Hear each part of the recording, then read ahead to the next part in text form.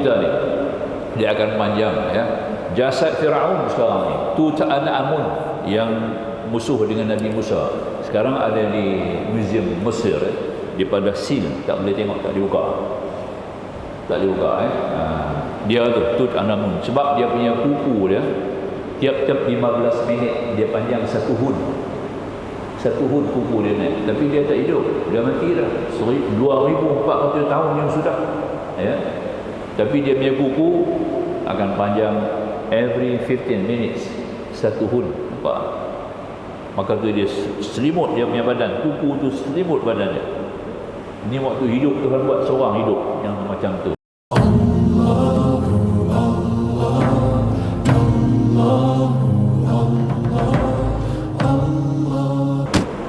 Ma'asyiral hudar, insyaAllah kita lanjut lagi pada mengenali akan Asma'ul Husna, yang nama-nama Allah masuk pada nama yang 38.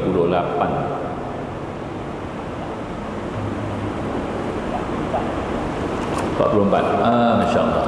Yang ke-44 ya, Ar-Raqibu, salah satu di nama Allah yang 99. Ar-Raqibu artinya yang maha teliti ya. Allah sentiasa memerhati dan menjaga sesuatu daripada alam ini. Itu satu di antara makna maksud Ar-Raqibu. Raqibun, daripada nama itu Allah ciptakan satu malaikat, Raqibun namanya, yang duduk di sebelah kanan kita, Atid di sebelah kiri kita. Ar-Raqibun ya. Jadi Ar-Raqib artinya yang maha teliti, yang maha mengamati akan segala gerak-geri tindak tanduk sampai ke lubuk jiwa kita, sampai ke niat kita, diteliti oleh Allah Subhanahu wa taala. Di persudut itu artinya pada pemerhatian Allah ini semata-mata kerana Allah nak memberi rahmat dan memberi pahala kepada kita. Dilihat daripada sudut mana keadaan hati nurani kita kepada Allah, kesannya ada terlintas kasih sayang kita kepada Allah, maka Allah akan mengganjarkan dengan pahala. Itu artinya Raqibun. Ar-Raqibu, kalau baca dengan kalau kita buang alif lam, dibaca dengan Raqibun. Yang ke-45 Al-Mujibu. Al-Mujibu perkataannya daripada asal wajaba, yajibu wajiban. Di situ dinamakan Allah namakan dirinya sebagai Al-Mujibu. Al-Mujibu artinya yang maha perkenankan doa, di mana Allah menerima doa mereka yang memohon kepadanya. Doa yang sebaik-baiknya hendaklah dilakukan mengikut peraturan-peraturan dan syarat-syarat yang tertentu. Adanya masa-masa berdoa, keadaan kita berdoa, niat dan nurani kita berdoa, tujuan dan kita berdoa, kemudian tata cara kita berdoa, bagaimana kita memohon kepada Allah. Doa ni kena baca dengan lembut, dengan perlahan, dengan teliti. Kita meminta kepada Allah. Kita nak minta kepada satu orang, kita berhajat, kita kena minta dengan lemah lembut dia dah, dengan tertib. Bukan baca doa, mohon doa. Hari ini banyak orang baca doa, ya? Punya laju baca doa, ya? Nak minta ke Tuhan betul kan? Cuba kita pergi jumpa satu orang besar, kita nak minta hajat, macam mana kita minta dah? Rukuk tertib, ya? Perlahan satu kita minta kepada Allah. Kita minta kepada dia, ya. Dia pun nak dengar terang-terang apa yang kita hajat.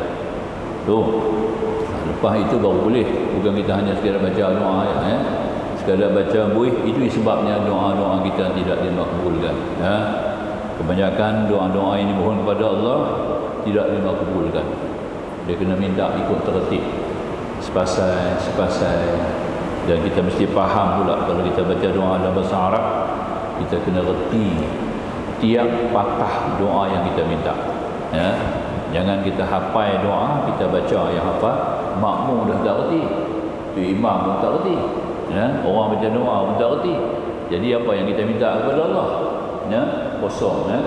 maka itu doa kita tidak dibakbulkan oleh Allah Subhanahu wa taala. Ada dua perkara saja. Kalau kita baca kita tak reti makna dan kita tidak begitu memberikan perhatian, kita mendapat pahala. Pertama membaca Al-Quran, kedua membaca selawat. Dua itu saja. Ya, selawat Nabi tuan-tuan baca bila-bila masa, dalam keadaan tuan-tuan tak sedap, dalam keadaan tuan-tuan tidak faham makna, dapat pahala. Quran yang pertama lah, dua ni. Lain daripada Quran dan selawat, kita kena baca dengan tertib dan mesti faham doa yang kita baca. Kalau kita tak reti, kita sebut dalam bahasa kita, itu lebih baik. Ya, tapi orang kita tak ada standard lah. Baca doa Melayu kan, ya. Kalau tu imam lagi tak kenal ya, ha? Tu imam baca doa Melayu kan. Orang kata tak kenal ni, imam ni tak reti Arab lah. Ini tak betul kan. Kita mesti ikhlas kepada Allah, mesti tulus kita terus kepada Allah, maka kita memohon doa dalam bahasa yang kita faham. Ya, itu ertinya paling penting. Masa, ketika, saat, tempat, semua dia ambil kira lah. Baik. Kemudian perkataan mujib itu memberi erti, kata ulama, bila Allah khususkan namanya sebagai al-mujibu untuk memperkenankan doa, pasti doa kita semua diterima. Kita faham begitu ya. Sebab Allah telah peruntukkan namanya sebagai zat yang bersifat dengan al-wajib, iaitu menerima doa hamba-hambanya apabila hambanya memohon ya. Tapi dengan syarat fal yastajibu li wal yu'minu bi la'allahum yarshudun. Al-Quran kata ya, dia kena pertama sekali melaksanakan segala kewajiban, apa yang diwajibkan kepadanya hendaklah dilaksanakan, dan beriman kepada Allah dengan iman yang istiqamah, baru doa kita ini makbulkan ya. Idza sa'alaka ibadi anni, apabila hamba-hambaku berdoa memohon kepada aku ya, fa inni qarib, katakan aku dekat, ujibu da'watad da'i idza da'ani, confirm saya aku makbulkan, aku istajabkan doa yang memohon kepada aku. Fal yastajibu li, fa yang di sini sebagai fa tadul ala syarti, merujuk kepada syarat. Syaratnya fal yu'minu bi, hendaklah beriman kepada aku dengan iman yang haqqan, bukan iman tamanni, iman angan-angan tak mau. Hanya percaya kata Tuhan ada dan mengharapkan masuk syurga, tapi dia tak tahu apa dia yang dia minta. Ini yang salah. Jadi makanya kena tunaikan, diwajibkan, dan beriman dengan Allah dengan iman yang haqqan, baru doa kita diterima pakai sebagai doa yang wajar dimakbulkan. Baik. Kemudian yang ke-46, al-wasi'u. Al-wasi'u yang maha luas, rahmatnya adalah luas dan pengetahuannya meliputi segala sesuatu. Ya, memohon kepada Allah, antara kita minta rizqan wasi'an, rezeki yang luas. Ya, itu yang paling banyak kita minta lah ya. Sepatutnya yang dikatakan wasi' ni semua perkara. Ya, termasuk kesihatan kita, ya, termasuk permohonan kita, termasuk kesempatan keamanan kita, termasuk kesejahteraan kita di akhirat. Ini masuk dalam al-wasi'. Ya, amalkan nama ini, zikir ini, al-wasi', al-wasi', al-wasi', al-wasi', kita sebut. Jadi kita kalau sebut zikir, kita buang alif lam. Ya wasi', ya wasi', ya wasi', ya wasi', 400 kali sehari ya. Boleh lebih lagi baik lah. Nah, paling minima 400 times, 400 kali ya. Nah, ya wasi', ya wasi', ya wasi', ya wasi', ya wasi'. Kubur kita pun luas. Jadi kubur kita pun luas. Orang yang zikir nama Allah ya wasi' ni, tuan-tuan, 400 kali sehari, kubur dia luas. Ya. Luas sarjana mata memandang. Itu kelebihan Itu baru bau kubur, lain lagi termasuk rezekinya, ya, kelapangan dadanya. Yang paling penting tenang juga lah. Dan kehidupan ini kita penting apa, tuan-tuan? Tenang, ya. Kalau ada ketenangan, semua perkara kita akan nikmati dengan begitu jelas. Kalau tak tenang, tidak ada ketenangan, kita tidak akan mendapat ketenangan. Di sini mengikut bahasa Melayu kita tenang lah, mengikut istilah dalam dalam istilah tauhid dia panggil sakinah. Sakinah, kita minta kepada Allah sakinah. Orang putih kita sering, ya, hamai lagu mana pun dia tak goyang, dia duduk lagu tu, ya, nampak, ya, sama bagi dia. Sakit ke sihat ke sama bagi dia, ketenangan tu ada. Kalau sakit dia terima hakikatnya, ada silap aku tak malam, dia minta ampun kepada Allah, nampak tak? Dia tidak gelabah. Kalau dia sihat, dia tidak pula jadi juah. Dia pandai melayarkan, ya, ketenangan jiwanya itu dengan kegembiraan yang dia terima. Itu paling penting. Maka itu kita panggil sebagai satu nama Allah yang paling penting, iaitu yang sangat paling penting kita untuk kita amalkan. Ya, ini sifat yang kita tadi Al-Wasi'. Kemudian yang 47 Al-Hakim. Al-Hakimu yang maha bijaksana, mempunyai kebijaksanaan yang meliputi semua perkara kerana Allah sangat sempurna ilmunya. Ini paling penting. Al-Hakimu, dia kena tambah dengan satu nama begitu zikir. Al-Hakimul Alim. Al-Hakimul Alim. Al-Hakimul Alim. Kita baca 100 ya. 100 kali. Kemudian sambung lagi. 100 kali sambung. 100 kali berhenti ya. Saat ini sambung balik. Jangan tak berhenti, ya. Tiap-tiap 100 ada interval dia. Kemudian kita ambil balik. Ya Allah, Ya Allah, Ya Allah. Baru kita cara nak zikir betul, tuan-tuan. Dia kena sebut nama Allah 3 kali dulu.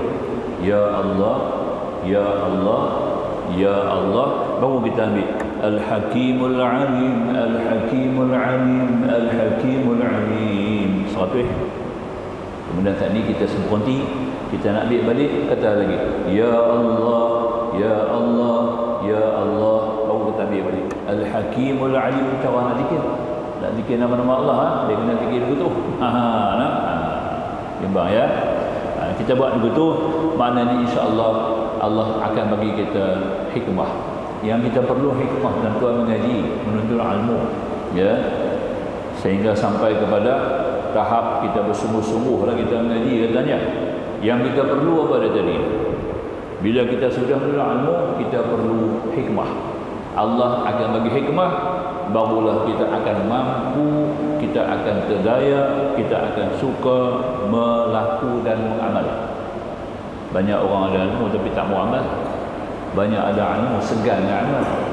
Orang ada banyak ilmu lalai pada beramal. Ya?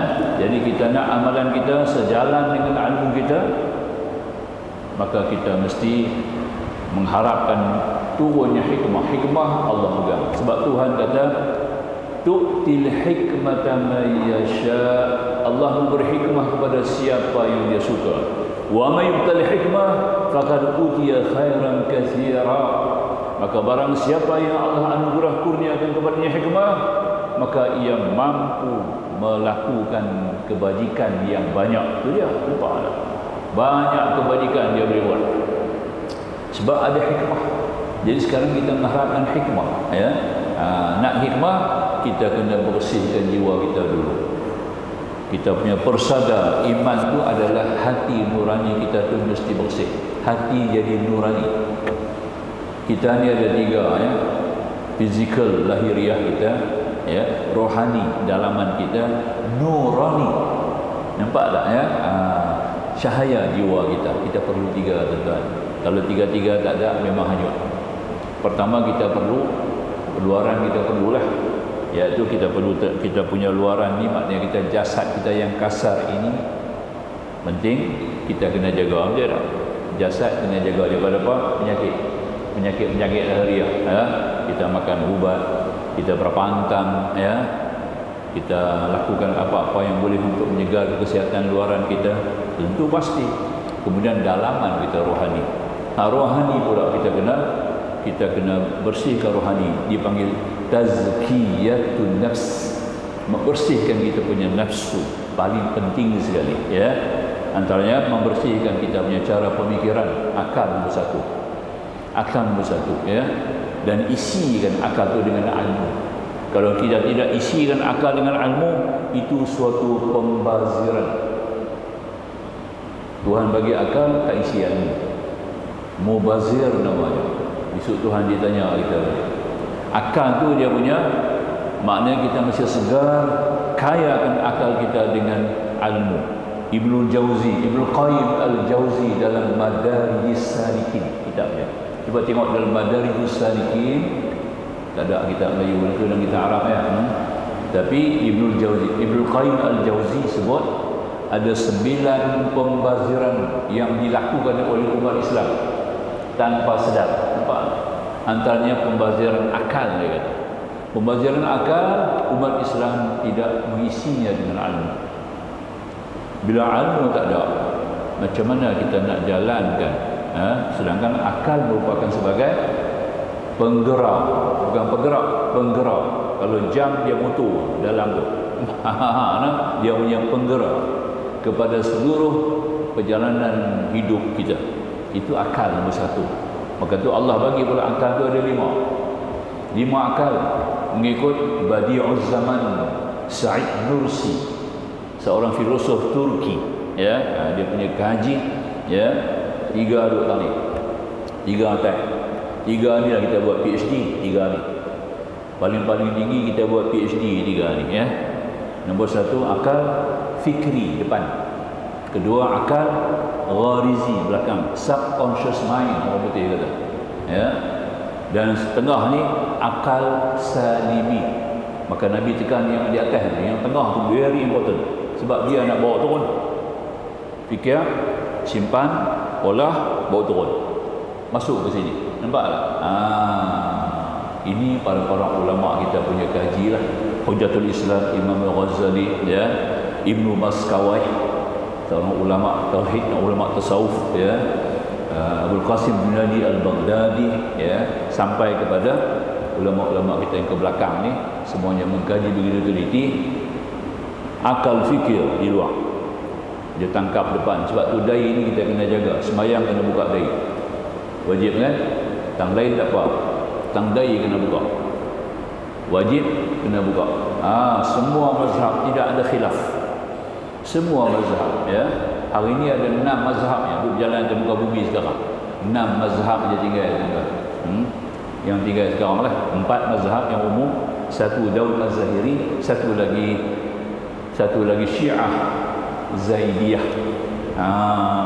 Boleh ikut Syiah Zaidiyah ni, kita boleh ikut sama. Satu suara Syiah kita boleh ikut. Bukan semua tak boleh. Syiah Zaidiyah yang sekarang ini banyak yang begitu berligar di Yaman, menjadi musuh ketat kepada Wahabi. Wahabi juga marah. Syiah Zaidiyah semua sama macam kita. Zaidiyah ni cuma dia lebihkan Ali daripada yang lain, tu aja.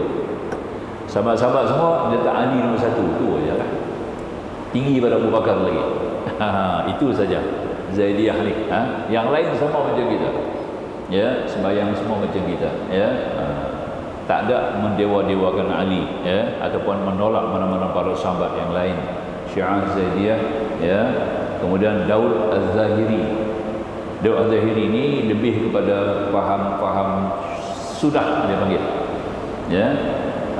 Jadi kalau pakai sunnah saja, tak pakai ulama, Daud Az-Zahiri lah ya.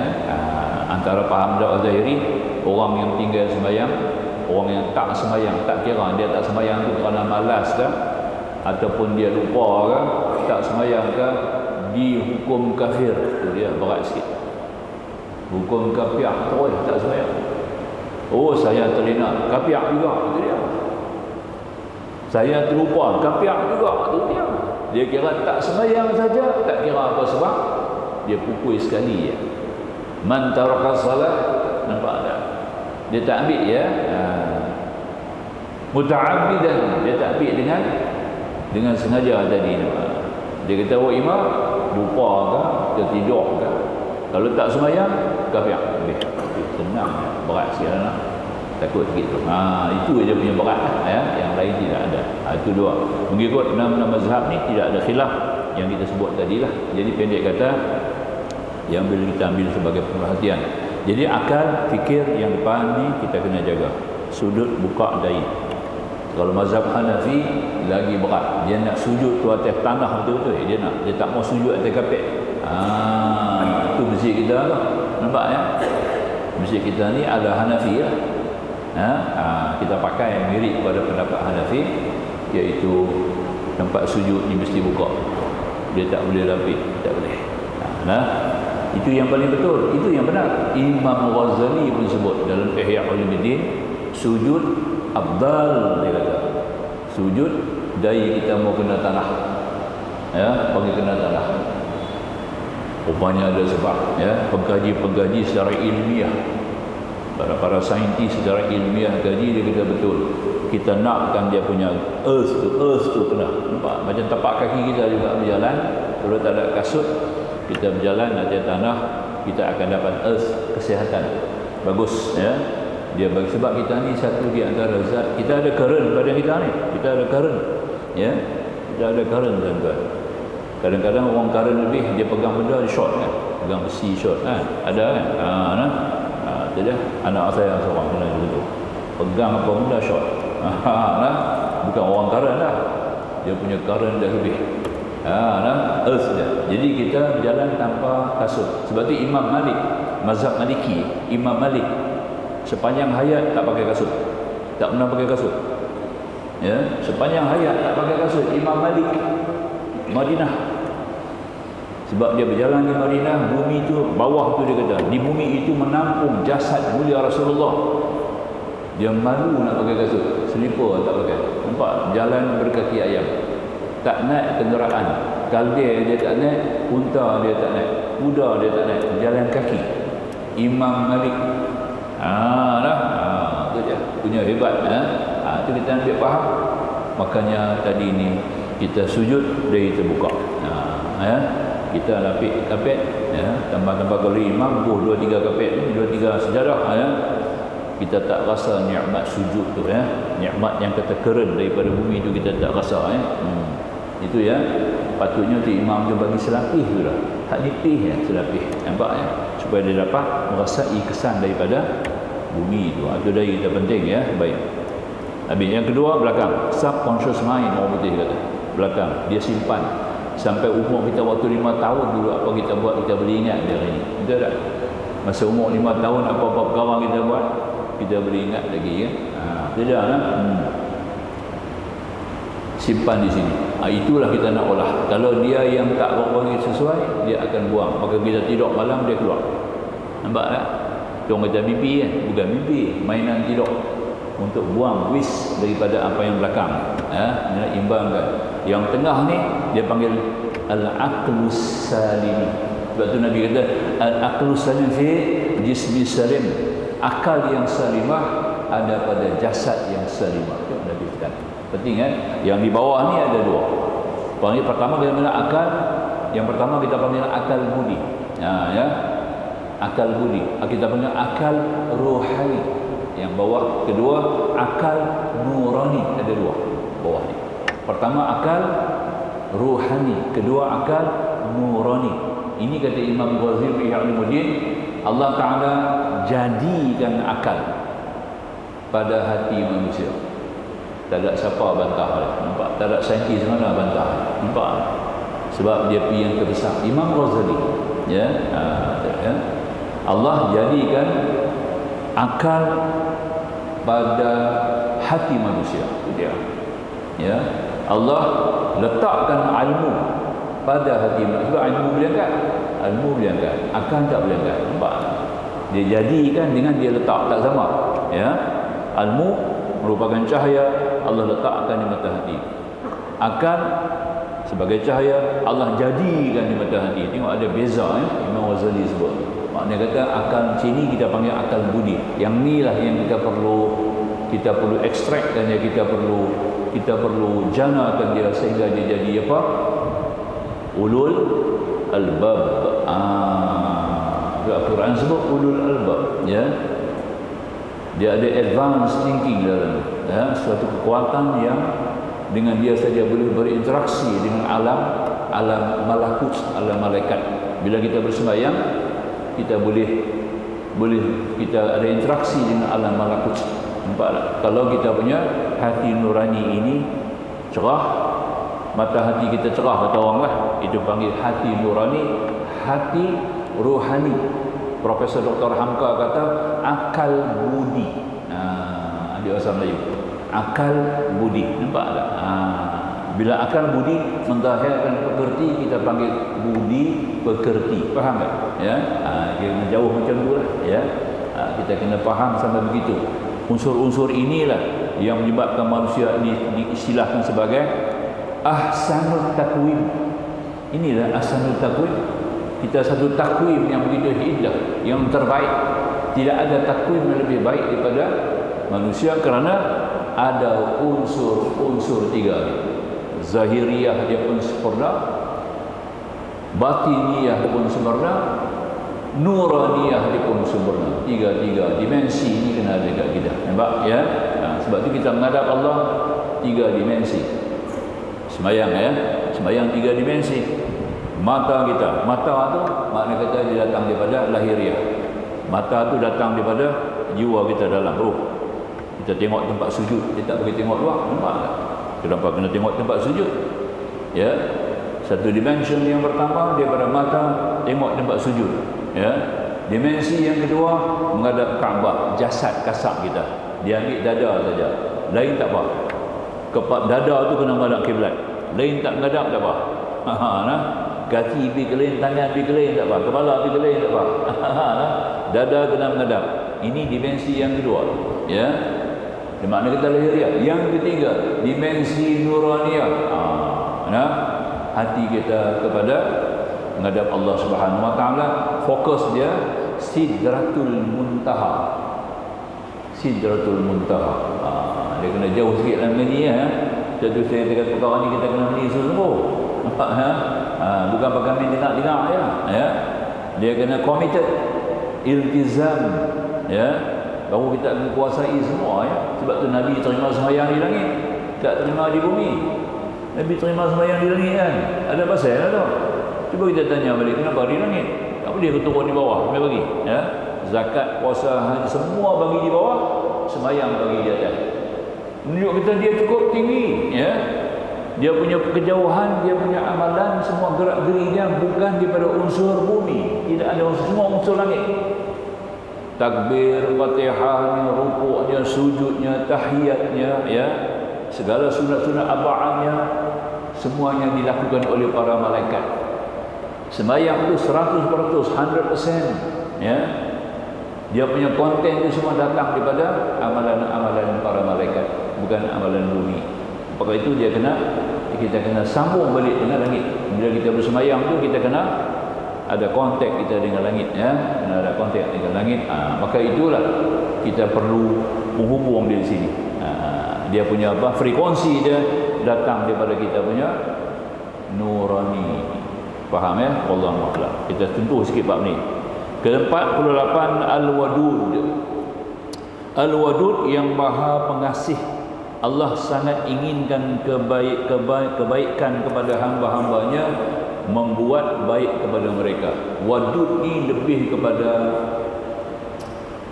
kalau kata-kata Allah tu Maha disebut sebagai Maha Pengasih, dia lebih daripada maksud. Sebab perkataan Melayu ni tak ada yang sesuai dengan wadud ni, ya. Wadud ni kalau kita makan, kalau kita suap makan kepada anak kita, ya. Kita suap, pertama kita akan nilai makanan tu makanan yang sedap je lah. Kena padang dulu. Kedua, kita akan suap mengikut jemput yang sesuai dengan mulut dia. Ketiga, kita nak dia makan, dia telan. Jadi daripada mula kita sediakan makanan sampai kita suap ke mulut dia, sampai dia telan masuk ke kongkong dia, semuanya berjalan dalam keadaan yang cukup baik. Itu arti wadud. Dia faham? Antaranya Tuhan buat kita makanan-makanan di atas bumi ini kan. Tuhan bagi ilmu untuk kita mengolah makanan. Tuhan bagi cita rasa. Manusia pula ada 11 rasa. Lidah kita paling banyak rasa daripada makhluk lain. Lidah kita ada 11 rasa lah. Kalau kurang satu tu, Nabi banyak kerak Nabi masjid. Kalau kurang 3-4 tu pergi cari kain kapan. Betul lah. Lidah kita ada 11 rasa, tuan-tuan. Makhluk yang paling banyak rasa manusia. Ya. Sebab tu kita banyak cita rasa. Ya. Kalau masa ayam dia sampai 20 macam ayam. Nak sebut pun tak boleh ya. Kalau nasi ada di Pulau Pinang nasi 7 benua dia panggil. Ya Allah. Nasi 7 benua. Nampak ya? Rupanya dia buah dalam pinggan kita 7 kumpul nasi. Nasi minyak, nasi putih, nasi hujan panas, nasi berani. Nampak ya? Itu dia. Nasi tomato 7 nasi saja tu. Pasal cita rasa mulut kita, dia ingin sebanyak-banyak rasa. Ini kelebihan. Yang kata bagi 11 tu, itulah Al-Wadud. Faham? Itu datang dari nama Allah Al-Wadud. Jadi kalau kita rasa ada sedikit kekurangan pada lidah kita lah. Maknanya mungkin tak sihat ya, mungkin tak sihat. Tak sihat, maka itu kita banyak berzikir dengan nama Al-Wadud. Ya Wadud, Ya Wadud, Ya Wadud, Ya Wadud, Ya Wadud, Ya Wadud 66 kali. 66 kali. Ya, baca 66 kali, berhenti. Ya Allah, Ya Allah, Ya Allah. Ambil balik. Ya Wadud, Ya Wadud, Ya Wadud, Ya Wadud 66 kali. Amalkan. Ini satu kaedah yang disebut dalam kitab Syamsul Ma'arif oleh Syekh Ahmad Ali Al-Buni. Kita ambil tempat rujuk dia tuan-tuan. Nanti kata di mana Ustaz dia ambil lah kan. Saya tak ada kitab, tak ada rujukan, saya tak cakap. Ya. Apa perkara saya nak buat ni kena ada sandaran dia. Kurang-kurangnya nas ulama. Nas Quran, nas hadis, nas ulama. Ulama tentu ambil pada Quran, tentu ambil pada hadis. Kita tak jumpa Quran, tak jumpa hadis, bukan kita ahli, kita jumpa ulama. Ambil ulama. Bagus tadi. Kaedah dia ya, amalkan. Kemudian habis Al-Wadud masuk kepada 49 Al-Majid. Al-Majidu yang maha berkemuliaan, kemuliaan dan ketinggiannya berada di puncak yang paling tinggi sekali yang tidak dapat dicapai oleh akal manusia. Majid ya, kataan Majid ni dikhususkan hanya kepada Allah. Kita nak pakai nama Majid kena bubuh Abdul. Ada nama-nama Allah yang boleh kita pakai terus ya. Ada nama Allah yang boleh pakai Rahim, boleh pakai terus. Kita tak sebut Abdul Rahim pun boleh. Rahim boleh. Ya, sebab manusia pun ada rahim. Ya, sama-sama kita ya. Rahman boleh, kita tak pakai Abdul boleh. Rahman boleh panggil ya. Tapi nama ada sekian nama tak boleh kena buat Abdul. Nampak tak? Macam nama Allah sebenarnya Abdullah. Tak boleh pakai nama Allah Abdullah. Ya. Razak kena pakai Abdul Razak. Nampak? Sebab yang hanya bagi rezeki Allah. Kalau orang pakai Razak, dia bagi rezeki juga siapa kacau. Maka tu Razak. Sebab tu kita kena tiada anu tu untuk mengetahui nama dalam 99 nama tu ada yang masuk dalam martabat zat, ada masuk dalam martabat sifat, ada masuk dalam martabat asma nama. Nampak? Dia ada nama-nama tu. Anu tu pula satu bab lain pula dah ya. Tapi tak dia tak ada bumbu majak lagi yang saya tak jumpa lagi lah. Di antaranya tidak ada bumbu majak lagi ni, tapi ada kitab Imam Ghazali tu ni susun kitab tu ya. Nama-nama zat, nama-nama sifat, nama-nama asma. Dia bagian asma saja nama. Itu dia ya. Kemudian pada peringkat Imam Abu Mansur Al-Maturidi lebih mirip kepada paham Hanafi.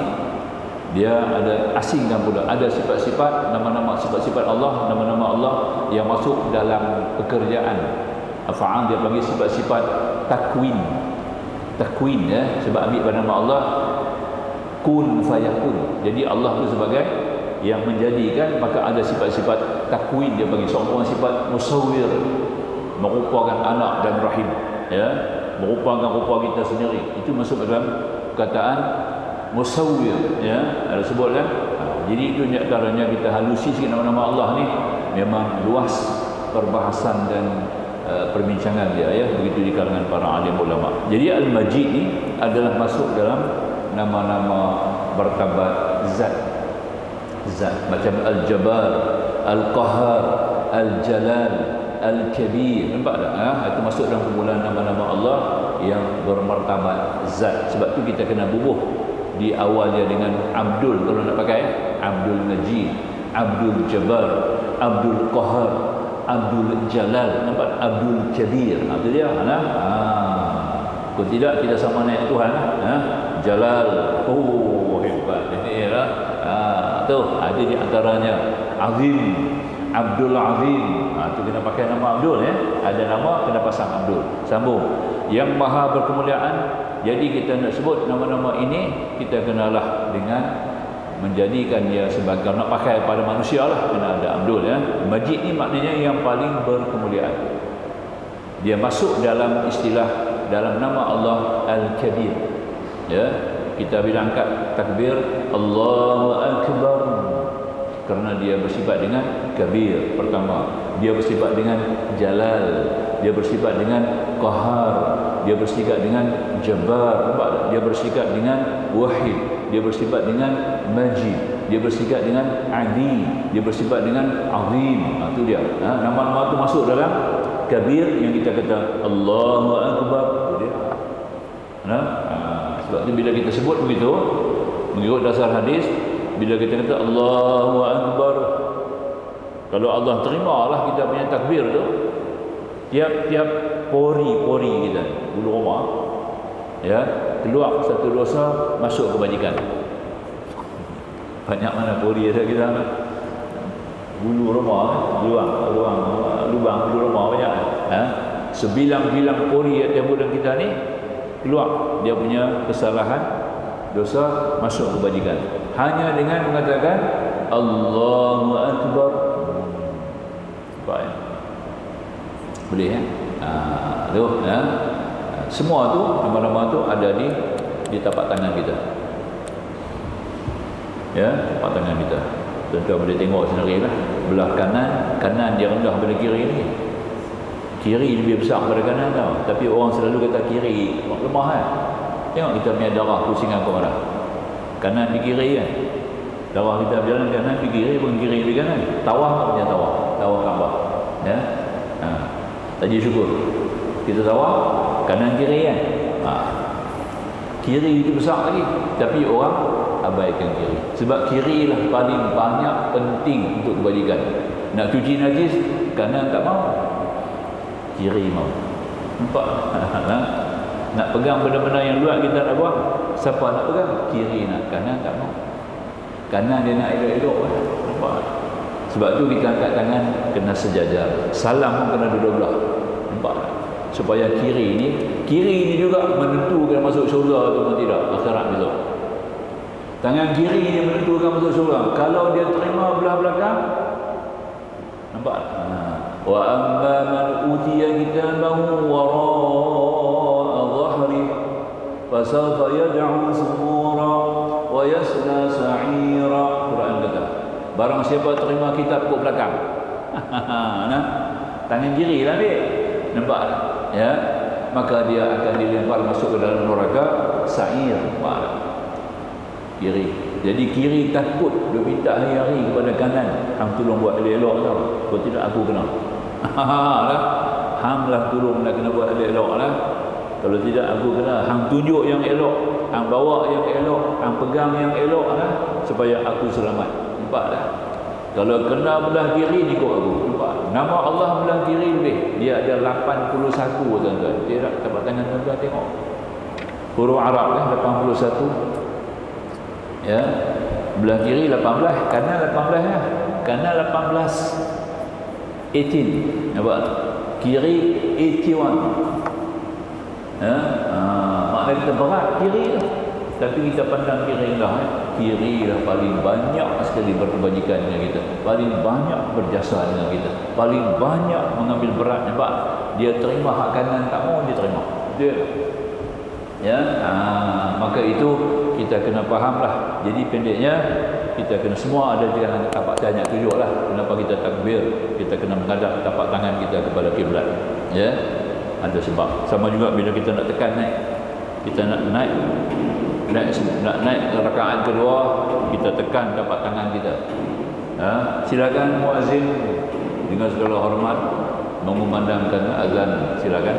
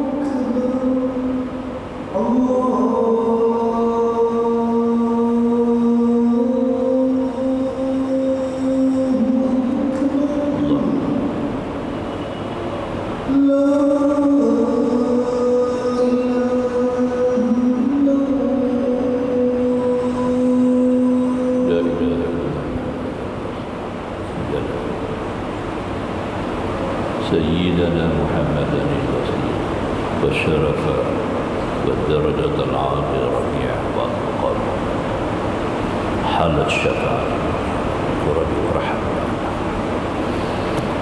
الحمد لله والصلاة وسلاما على رسول الله وآله وصحبه ومن نصره ووالاه. Al-Ba'is yang ke-50, yang maha membangkit. Allah juga yang membangkitkan para nabi dan rasul dan membangkitkan semula seluruh manusia setelah berlaku kiamat kelak. Maknanya setiap makhluk yang akan dibangkitkan semula, pertama manusia, kedua jin, ketiga binatang-binatang yang mengambil bela. Binatang yang tidak mengambil bela tak bangkit dah. Binatang ni tak bangkit lah. Kalau bangkit, lembu ni bangkit dulu. Kalau kita sembelih dia tak tahu kan. Jadi binatang tidak akan dihidupkan semula. Semua binatang tidak akan dihidupkan semula kecuali binatang-binatang yang mana kita ketika hayat hidup dulu menzalimi. Kita ada zalim dengan binatang tu, Allah akan bangkitkan binatang tu untuk mengambil bela. Itu ada. Lain daripadanya tidak. Tapi manusia dan jin akan dibangkitkan semula. Itu bersifat Allah Al-Ba'isu, yang ini membangunkan semula. Ya, Ubay bin Ka'ab. Ubay bin Ka'ab ni ya, dia telah datang berjumpa dengan Nabi. Dia bawa tulang manusia, dia bawa tulang tangan, tulang kaki. Dia berjumpa, dia kata, ya Muhammad, ya Ubay ibn Khalaf, maaf, Ubay ibn Khalaf salah sebut tadi, ya. Dia pun bawa tulang-tulang berjumpa Nabi. Dia kata, Muhammad, tulang-tulang hidup macam ni juga. Dia kata, tak hidup. Apakah betul? Ya, kamu dakwa katanya Tuhan kamu akan menghidupkan semula tulang belulang ni. Ni aku pegang tangan, kaki, badan orang datang lain. Macam mana Tuhan kamu nak bangkitkan semula? Ya? Ada yang dah jadi tanah hancur, ada yang masih tulang. Ya. Itulah yang kata tadi, antaranya yang kita turun beberapa ayat daripada surah Yasin, ya. Surah Yasin yang mana Allah Taala menyebut kepada kita tadi ini, ya. Jadi makanya kita ambil faham bahwasanya Allah akan membangkitkan semula. Seperti juga Rasul Nabi Allah Ibrahim, bukan Nabi Ibrahim tak percaya. Dia hendakkan sebagai satu tahqiq sebagai seorang rasul, ya. Dia minta sebagai tahqiq untuk mentahqiqkan lagi, ya, bahwasanya Allah akan menghidupkan, cuma dia nak tahu cara macam mana. Allah nak menghidupkan semula, ya, benda yang telah mati. Sebab dia buat bangkai kambing. Dia tengok di tepi pantai, hancur dah bangkai, tinggal kulit dia. Kulit pun tinggal sebersopih, isi semua tidak ada, tulang-tulang pun dah berasin. Ada binatang laut yang makan, ada binatang darat yang makan, dia ada bergastua, burung yang bawa. Jadi macam mana nak hidupkan balik kambing? Sebab dia punya daging, tulang apa semua sudah berpisah, ya, tidak setempat lagi. Maka Allah kata dekat dia, apakah kamu tidak yakin? Bukan tak percaya, apakah kamu belum yakin? Dia kata cuma untuk memantapkan, mentahqiqkan jiwa hatinya saja. Itu saja dia minta kepada Allah, ya. Dia tengok macam mana, ya. Yang kata tadi Allah menghidupkan semula. Jadi Allah suruh dia cari 4 jenis margastua, kan. Ayam bapak, ya. Kemudian burung burung merpati, kemudian burung merak, dan satu lagi burung gagak.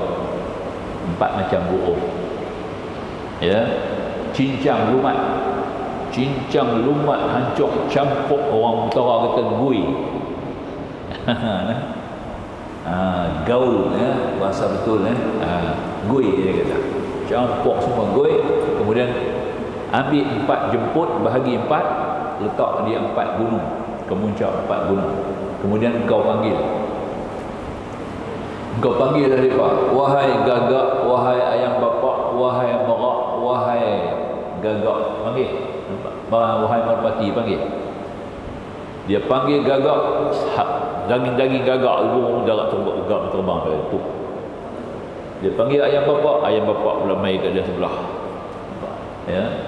Dia panggil merak pula datang duduk depan dia. Merak tak sebelah, duduk depan. Atau merak depan tu, itu merak duduk depan. Baru panggil burung merpati yang datang merpati. Itulah sebagai dalil Nabi Allah Ibrahim tengok di atas kebesaran Allah Ta'ala, tunjuk ke dia balik macam mana Allah Ta'ala hidup kita semua, ya. Kalau orang tu mati dalam laut, kan, udang makan, ikan makan, macam-macam makan. Besok ni nak macam mana nak mai balik, ya. Di akhirat besok kita akan bangun. Sebab tu Nabi kata orang yang akan bangun di akhirat besok bangun dalam keadaan telanjang, kita tak pakai baju. Sehingga kuluk lagi, maaf ya orang perempuan, ya, kuluk laki-laki yang kita khatan tu, kuluk tu ada balik. Kuluk tu ada balik, ya. Dah. Maka Ummul Mukminin Aisyah radhiyallahu anha malu. Dia kata, malulah Rasulullah, besok habis orang tengok, nampak orang tengok jasad kita, tengok kita punya aib, nampaknya. Nabi kata masa tu orang tak ada masa nak tengok lah. Tak ada masa nak tengok. Wujuhun yawma idzin khashi'atun 'amilah. Al-Quran sebut, kan. Kita peringat pada tu imam, pada hari Jumaat, setiap Jumaat tu imam tu peringat kita. Ya, inilah dia. Ya, wajah-wajah pada hari itu takut dan amilah, berkira cara apa yang telah aku buat akan diperlihatkan pada aku hari ini. Apa-apa yang telah aku lakukan Tuhan akan zahirkan pada hari ini. Semua akan tengok ya. Semua habis tengok ya. Segala kuku-kuku kita ni dia akan panjang ya. Jasad Firaun sekarang ni, Tutankhamun yang musuh dengan Nabi Musa, sekarang ada di Museum Mesir di pada seal, tak boleh tengok, tak dibuka. Tak dibuka dia tu Tutankhamun, sebab dia punya kuku dia tiap-tiap 15 minit dia panjang satu hun kuku dia naik, tapi dia tak hidup, dia mati dah 2400 tahun yang sudah ya. Tapi dia punya kuku akan panjang every 15 minutes satu hun, nampak? Maka tu dia selimut dia punya badan, kuku tu selimut badan dia. Ini waktu hidup Tuhan buat seorang hidup yang macam tu, Firaun ya. Nak tunjuk kat kita akan kezaliman dia, kemungkaran dia. Bagi kita tengok. Tapi di museum tu dah tutup sekarang, tak boleh ya. Tak boleh sebab orang tengok pingsan. Buka tengok, banyak orang tengok pingsan ya. Takut dia punya rupa tu dah begitu mengancam. Macam tu kita lihat akhirat besok, kuku-kuku kita yang kita potong keratnya akan datang balik. Kita akan bawa kuku kita sepanjang hayat. Kalau umur kita 70 tahun yang kuku tu akan datang balik.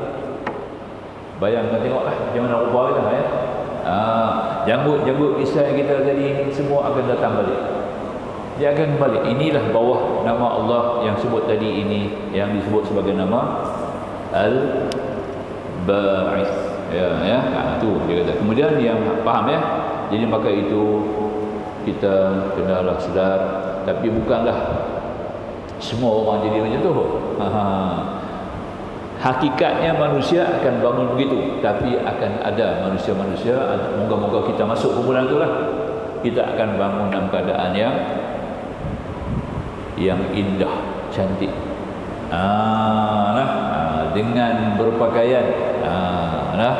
Tidak. Nak semua ni kita jagalah sembahyang elok ya.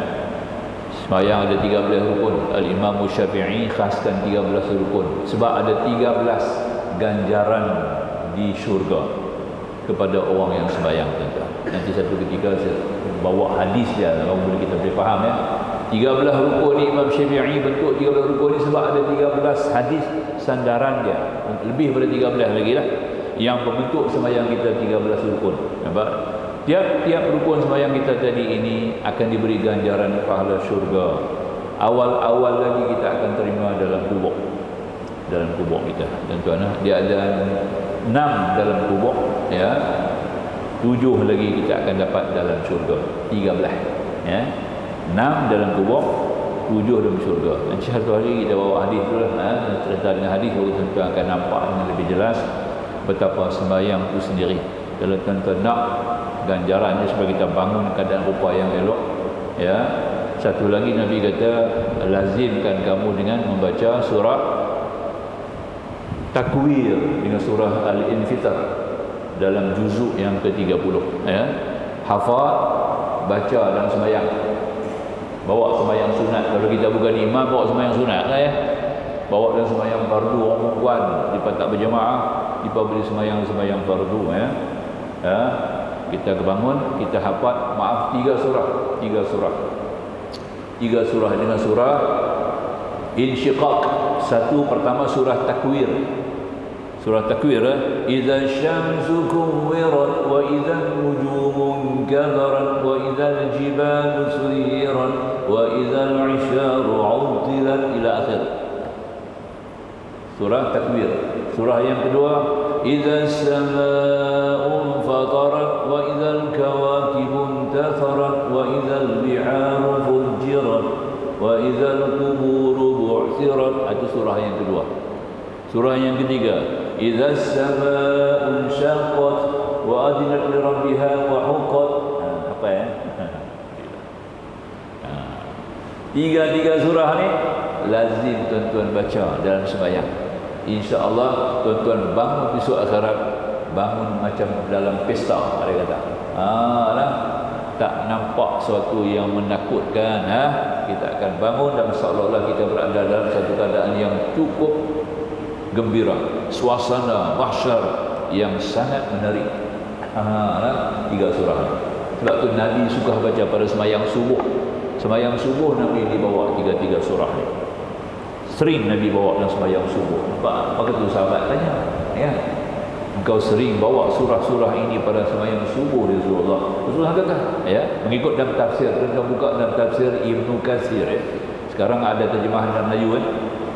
Boleh buka dalam tafsir Ibnu Katsir, buka juzuk 30 surah ni. Surah Takwir, ya. Cuba baca tengok apa dia punya hadis, ya. Itulah keadaan kita hafal tiga surah ni, bawa dalam semayang. Insya-Allah kita akan bangun besok di akhirat dalam keadaan yang cukup ceria. Dekat tu lah kot, insya-Allah, ya. Ada orang hajat tak pergi umrah, suruh baca doa sikit. Boleh tuan-tuan, ya? Boleh lah. Kita baca doa sikit untuk orang di Mekah ni nak buat kerja umrah. Ya.